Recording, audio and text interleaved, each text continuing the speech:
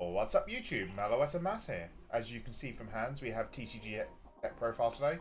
I do want to start out with a massive apology. Yes, I know the deck breakdowns for Lyrical Monasterio are massively late. But the reason behind that is IRL took a heavy turn. I got so behind schedule, plus the time it takes for actually making all the visuals and the editing. I didn't have the time. I am now back on top of everything. All the visuals have been made for Lyrical 1, but with Lyrical 2 being so close, it's not worth putting out these guides, which are then invalid in a month's time. So what I'm going to do instead is, I'm going to do basic deck profiles for the remaining Lyrical decks I've not covered, along with a bit of description of choices with the builds. And for Lyrical 2, I will do the full deck breakdowns on the Japanese release, not the English release.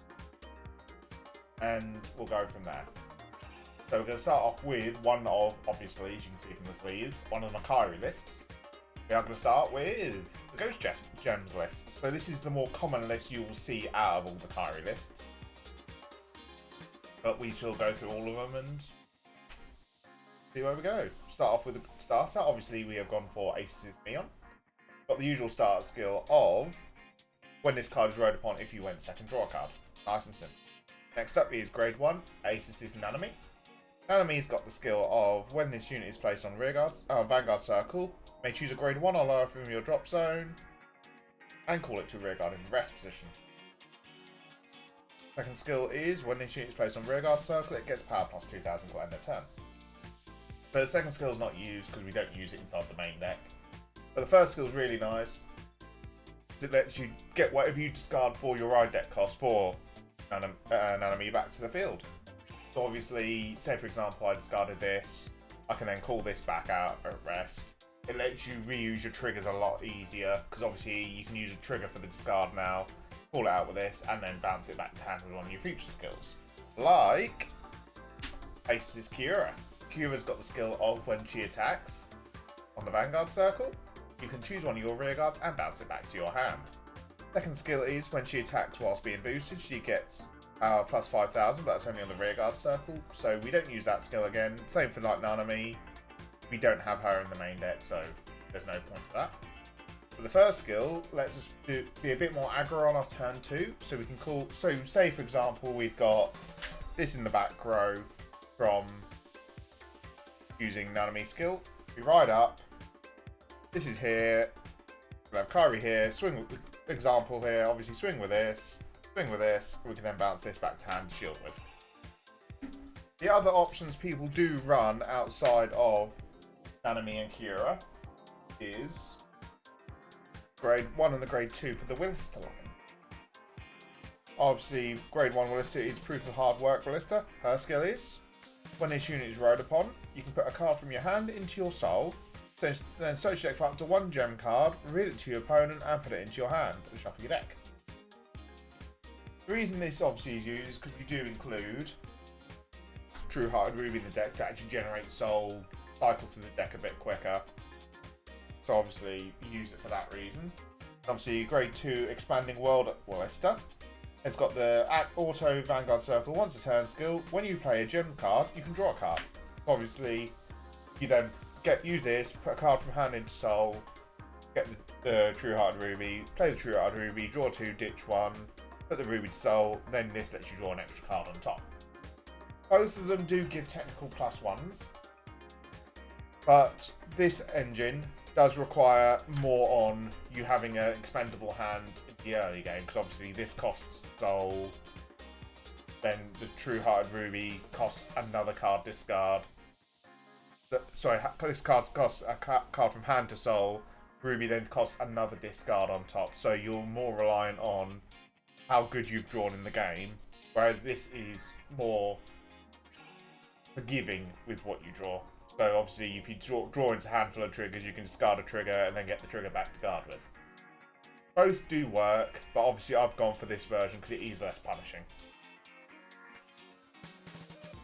And obviously for the last card in the ride deck, which is unsurprisingly Aces Kairi. Aces Kairi's got two skills. First one is, when his unit attacks, you can Soul Blast 1, choose up to 2 your rear guards and return them to your hand. Second skill is, end of the battle this unit attacks. If you Persona Road this turn, you can choose up to 2 cards from your hand and call them 2 separate rows. What this means is, you can call like this, this.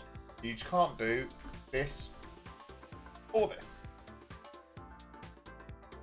But this is really good because obviously the second skill is multi-attack for the deck, whereas the first one obviously lets you recuperate an early rush again. So say I'm going first, my opponent's on a nice 10k base, I've got this as a column here, I can swing with this, use its skill, clear this back to hand so they're out of the way, and I've actually got extra pressure on the opponent still. Really good card, and I really enjoy it, honestly. And the rest of the grade 3s, we do obviously run 3 more Persona Rides, because Persona Ride is good. Next card up we run is Caprico of Circulating Star Ingrid. Ingrid's got 2 skills. First one is, when this unit is placed on the rearguard circle other than from your hand, you can counter charge 1, choose one of your rearguards in the same column as this unit, and stand it. Second skill is, when this unit attacks, this unit gains power plus 5,000. End of the battle, this unit goes to the bottom of the deck. This is not optional. So first one's really good for comboing with Floor to then call it to the field to counter charge, but you don't really use that skill because you're not a counter plus heavy deck. So it's not a resource you're actively using. The reason we use her more as the second skill, because obviously it clears her off the field. So we then got cards like Aerith, Floor, all those other stuff that works on having open rearguards to call to.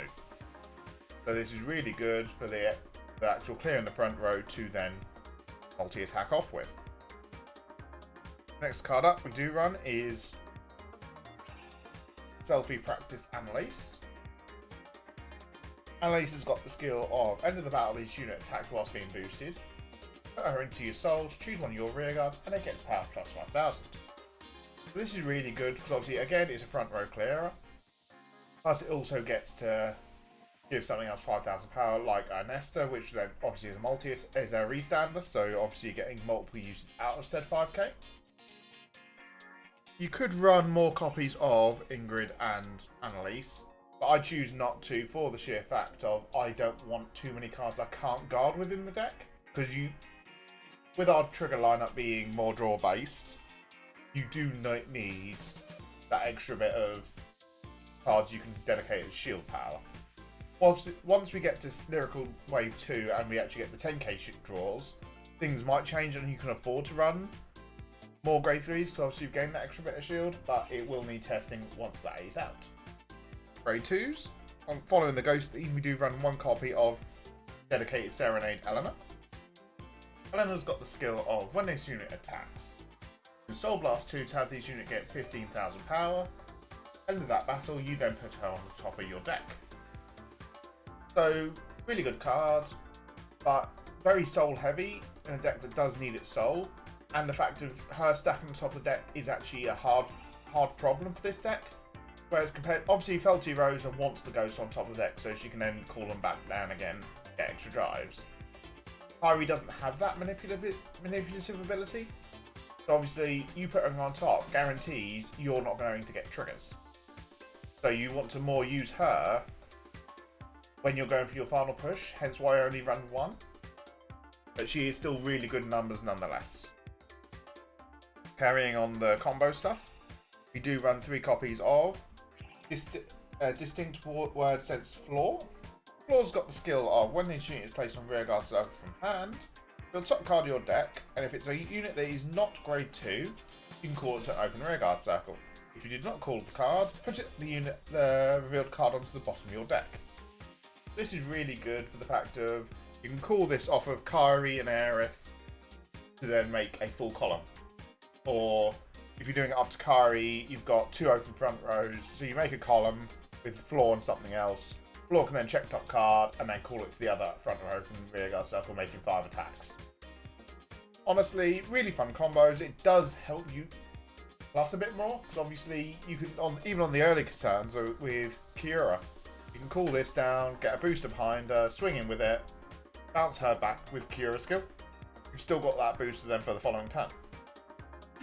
Really good card. Just a shame that she is a 6k base unit. Then rounding up the grade 2s, we do run 4 copies of Brilliance and Elegance Aerith. Aerith's got the skill of when this unit attacks whilst boosted, you can counterblast 1, call a card from your hand to an open rearguard circle. So this is, again, another form of multi-attack for the deck. You've got the front row clearers in Ingrid and Annalise to make it really worthwhile. And if on top you have got Kairi. The combinations of, obviously, Aerith, the Returners, and Kairi, on a Persona turn, you can actually hit up to 7 attacks, which is really good for the deck. It is very peach reliant, and you don't actually put it off that often. Right. Then grade 1s, we do run 4 PGs. Obviously, I've got 2 different arts, but they all have the same effect.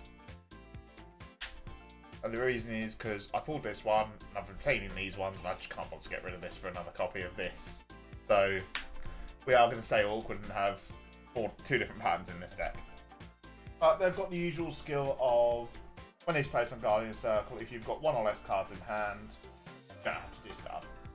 Which, in this deck, which is a very cooling down, but not and putting them back to deck or soul, you don't generate that much hand outside of draw triggers. So you do end up with a lower hand, so this skill does actually come up a lot more often than you would think. Then rounding up the last bit of the Ghost package, we do run 3 copies of Joint Grasp Nesta. And Nesta's got the skill of, in the back row, during your battle phase, when a ghost unit is called, you can then stand her up. So obviously you've got Eleanor, Ingrid, Annalise. We do even run some ghost triggers as well on top. So there's multiple units to restand her. And it's a nice 8k base, even with a trigger in front of her, that's 13k, 23k on Persona Ride. Plus obviously, with her being a restander, you can obviously, as we said earlier, combo her with Annalise to give 5k for first attack and her restander boost. Last grade 1 we run is 4 copies of Dreaming Pupils Emmeline. Now you might notice, obviously, we're not running Milia, which is the grade 3 support for Emmeline. And same with the response of why I'm not running more Ingrids and Annalises. I'm not running Milia for the fact of obviously she's another grade 3 that can't guard. Later down the line, once I've done more testing and obviously we get the new front draw fronts, those might also go back in. But for now, it is just going to be Emmeline. Emmeline's got the skill of, when you have 3 other rear guards in play, she gains plus 5,000. Now the reason this is key is because she's a 7k base. With the 5k from her skill puts her to a 12k booster, which you pair with Floor, who is a 6k body, that's a nice 18k column for free. Really good combos. You do have to, obviously, when using Emmeline, be careful of your attack patterns. It does matter quite a bit. Then, before we move on to triggers, we do run 3 copies of True Hearted Ruby. True Hearted Ruby's got the skill of playing it with Counterblast 1 cost. You then draw 2 cards, discard 1, and then put the True Hearted Ruby into the soul.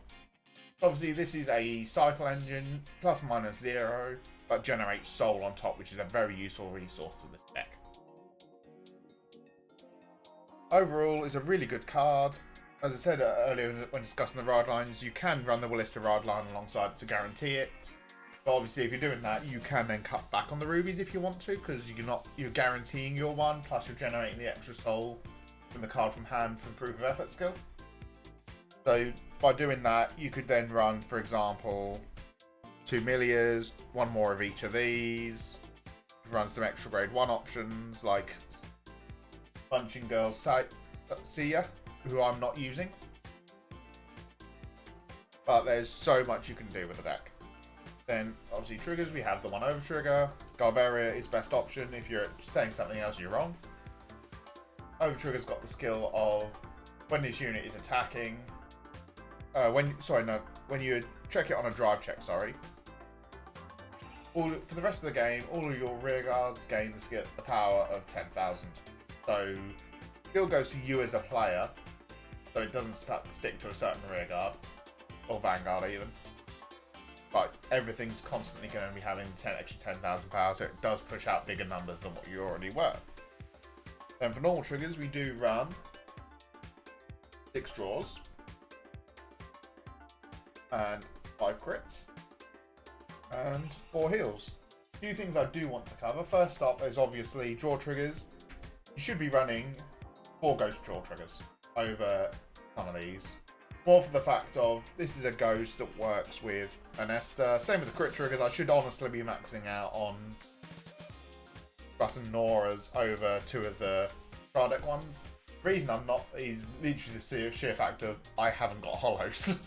Once I've got my 4 hollows of these will go in. Once I get my last 2 hollow Noras arrive, they'll go in. But maxing out is always... Maxing out the playability of the deck always should be coming before actual playing the deck for full hollowness.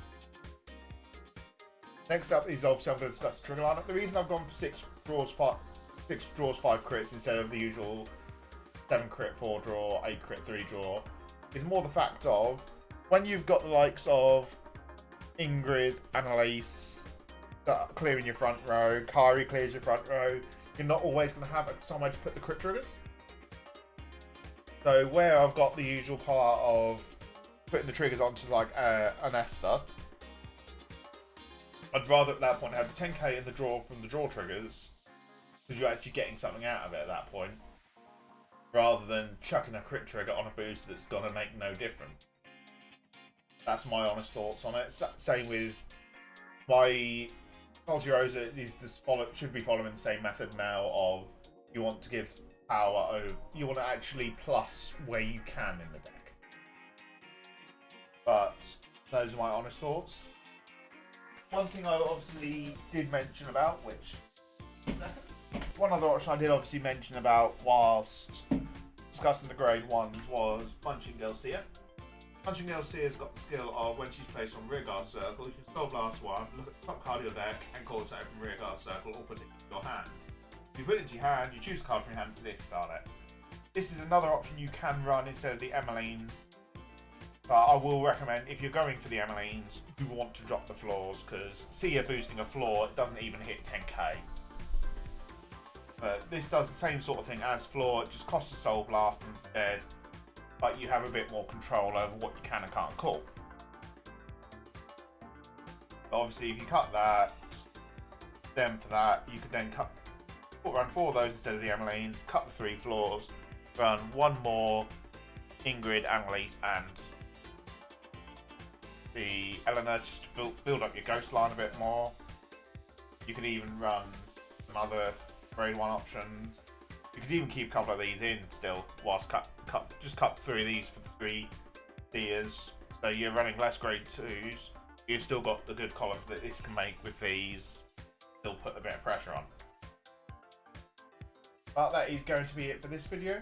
If you have enjoyed it, please do like, comment, subscribe. It very much does help the channel. And I'll just catch you guys on the next video. Bye bye.